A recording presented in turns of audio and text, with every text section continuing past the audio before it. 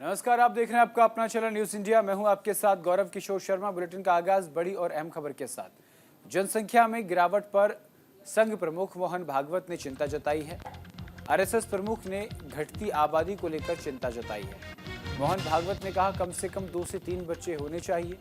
जनसंख्या में गिरावट को लेकर आरएसएस प्रमुख मोहन भागवत ने चिंता जताई है। उन्होंने कहा कि घटती आबादी चिंता का विषय है। कम से कम 2 से 3 बच्चे होने चाहिए। आपको बता दें कि मोहन भागवत ने हिंदुओं की घटती आबादी को लेकर चिंता जताई है। क्या कुछ कहा है वो भी सुनवाएंगे। संख्येचा उल्लेख झाला, जनसंख्या कमी होते फार चिंता आहे.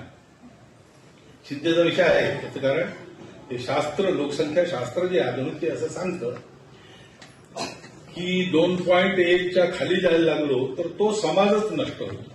पृथ्वीच्या पाठीवर तो राहत नाही. कोणी त्याला मारेल असं नाही, तो काही नसलं संकट तरी तो समाज नष्ट होतो, पुढे चालत नाही.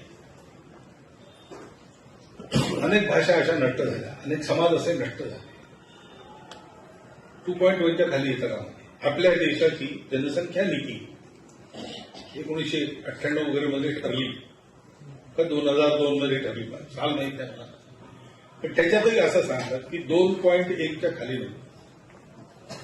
2.1 म्हणजे 0.1 तर माणूस जन्मत नाही ना. 2 पेक्षा जास्ती पाहिजे म्हणजे 3 पाहिजे कमीत कमी, शास्त्र सांगतं. पण ही संख्या ही याकरता महत्वाची आहे की टिकलं पाहिजे की नाही.